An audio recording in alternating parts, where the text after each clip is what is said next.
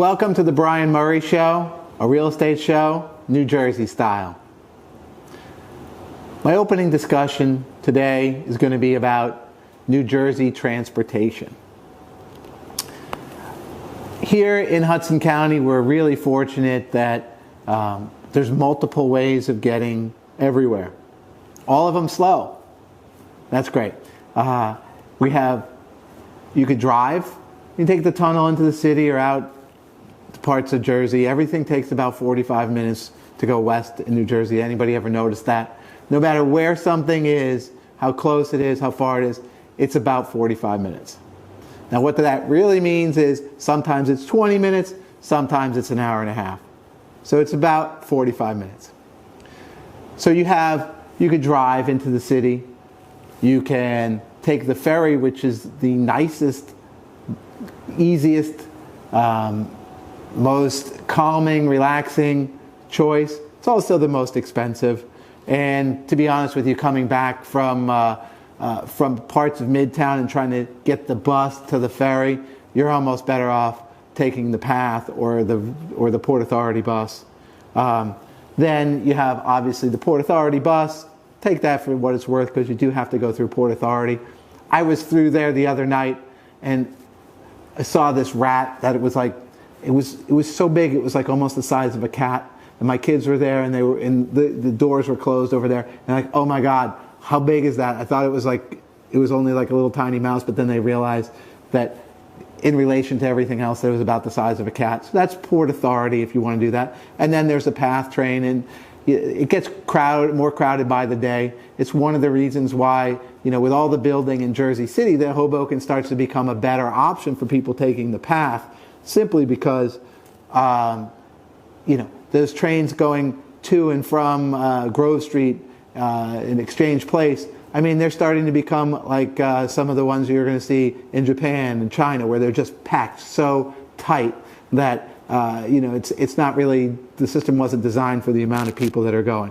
But we do have all of the great different transportation ways, so that if something goes down, there's always another line that you can get on and wait a long time and then commute into the city or out of the city. But still, Jersey is a better option than Queens or Brooklyn, where you're still stuck with slow subways. It still takes longer, and it's still more crowded. So New Jersey transportation is great in that sense that there's many choices. It actually is faster than a lot of times. Even if you live in Manhattan, if you got to go from the Upper East Side down to the Lower West Side, try it someday, and you'll be begging to move to Hoboken or Jersey City. So that's New Jersey transportation in a nutshell. This week's hot topic is recession fears. And what does it mean for real estate? Well, first of all, it's not about recession. Either you have a job or you're in a depression. There's no recession. It's one or the other. Now, what does that mean on a macro level? It means that maybe the economy is slowing down. Maybe people are really worried about their jobs. It's more about people being worried about what's happening in the future rather than what's really happening right now. Because if you don't have a job, you're not buying real estate. You're not upgrading your real estate. You might not even be selling your real estate because you're not really sure where you're going to end up and you don't want to bounce from place to place. So it's really about what's going to happen in the future. I can tell you this, that in the last 3 recessions, home prices have actually gone up. So if you're worried about, hey, maybe I should sell now because there's a recession coming, here's a realtor telling you, don't sell. A realtor saying, don't sell.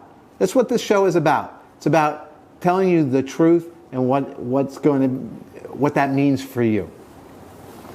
Now look, we live in the New York metro area. It's one of the most vibrant economies in the world. I know that people are moving to Texas and Tennessee and the Carolinas and Atlanta, but here's the thing, that New York is New York. The ball does not drop on Beale Street. Wall Street is New York. Do Do you think that I would live here if this wasn't a great economy? I mean, I hate the cold. I live here because of the economy, and my family's here too. But that's what people are drawn to the New York area is for. Within 2 hours of New York City, there are 4 Ivy League schools. Try to draw a map around any other 4 Ivy League schools within 2 hours. I mean, do you think people go to Dartmouth or Cornell and say, hey, I'm going to stick around there and get a job, as a farmer? No, they come to New York. That's where this is the global economy. It's the American economy, and it's driven by this metro area. It's driven by what's going on here. So home prices are driven by what happens in Manhattan. I'm sold on it. You should be sold on it. As far as the recession goes, well, that's a great time to pick up property if you're an investor. You ever heard the term buy low and sell high? Well, buying low means buying when people are scared. That's why they're selling, and they're selling low, because they think it's either going to go lower and they're not going to have anything, or they panic. It's not, hey, everything's going great, and so it's going to be low. That's when it goes high. So a recession, the fears of a recession are, one, I think a little bit unfounded in terms of how they're going to affect real estate, and two, the fears of a recession is opportunity for the people who look at it the right way. That's this week's hot topic.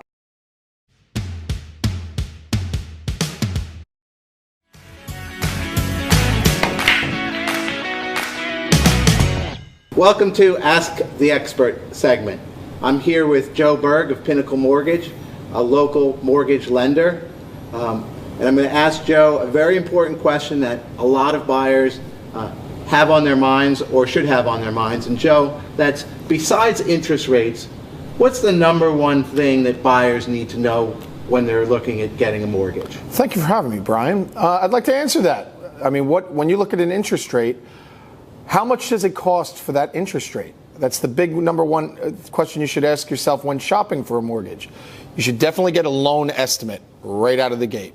The loan estimate is required by the Department of Banking and Insurance, regardless of lender that you use, and outlays everything that you need to know how much you're actually paying for the rate, which goes to the APR. The APR is the cost of doing the loan, and you should really know what you're paying for before you buy it. Great. And how long does it take for someone to get one of these estimates? The estimates take roughly about 45 seconds. After everybody's got their paperwork in? No, you don't really need the paperwork to get a rate quote, but we do ask a couple of questions that do impact interest rate. Credit, down payment, and type of property, and date of close. So remember, when you're actually shopping interest rates, there's a time stamp. How long do we need to lock the interest rate for? What is your credit score?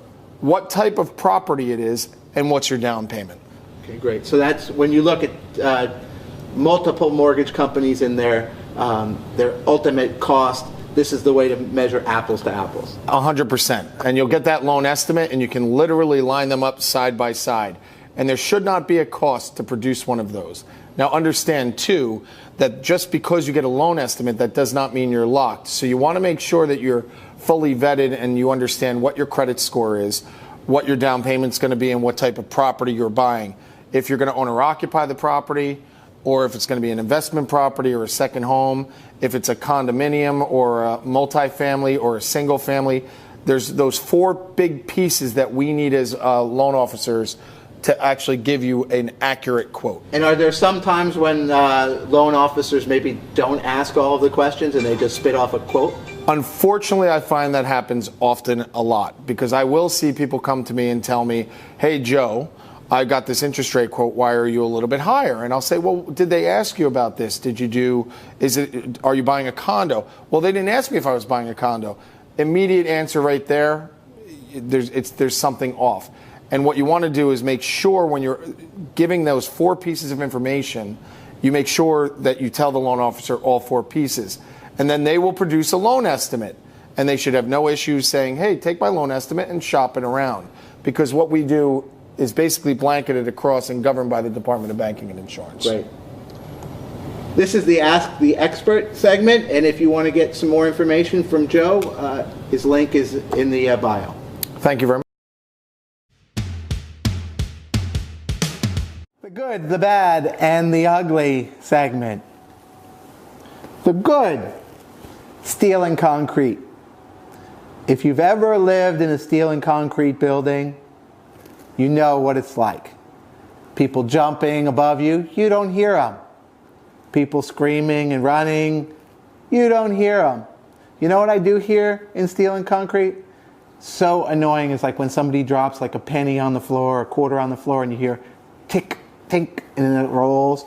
That's what you hear in steel and concrete.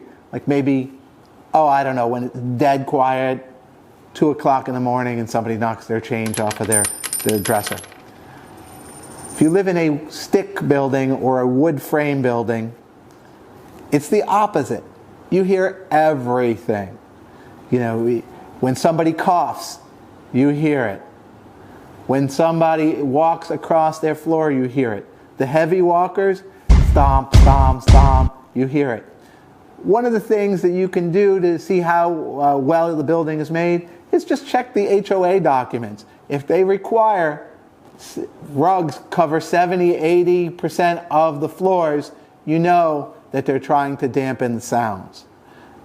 Some of the other concerns about the wood frame buildings is that there have been many lawsuits from people about the noise that comes from one neighbor to another. And believe me, they get ugly. They get ugly. I know people who have actually blown insulation into their ceilings at an extremely high cost just to cut down on the noise from their neighbors. So instead of buying the wood frame building, I would recommend that you start to look at steel and concrete and pay a premium for it. Now, the bad. Skylights. Everybody loves skylights. They bring a lot of light into the home, except that they leak. Eventually, they leak. I don't care who makes them. I don't care who installs them. It doesn't matter. Eventually, they leak. And, everybody says, we'll seal it up. They never really seal properly. You've got to always be touching up around them. And if you have some of those really cool old skylights with the lead glass that you see in some of the brownstones, they're awesome looking. What's the insulation like in those things? You might as well just have a giant hole out to the world where all the heat rises and just gets sucked right up and into the atmosphere. So skylights are something that I would consider a very cautionary tale when you're looking at them. Again, they look pretty, but they're going to cost you in the end. And then the ugly. The ugly this week are agents who will tell you what you want to hear, not because it's the truth, because it's what you want to hear. Whether it's how much your home is worth, or what or how easy it's going to be to sell your home. There's lots of agents out there that you can be in a very desperate situation and you're begging for somebody to tell you something that your home is worth, what you need it to be worth, instead of giving you analysis and saying, hey, look, I understand how important this is to you, but this is the truth. And when you leave here and when your home is sold, that this is what you're going to get, so that you can legitimately plan, because hope is not a strategy, and what you need as a seller is not a strategy. And just because somebody tells you that they're going to get you what you need and not what reality is not a plan that gives realtors a very good reputation. So that's this week's The Good, the Bad, and the Ugly. Week's inspiration. The picture you see is of my 92-year-old grandmother sitting on Abe Lincoln's lap. It's a recreation from when she was 6. You'll get the joke. But no one is more of an inspiration than my grandmother. To me, she literally takes each day and lives it to the fullest.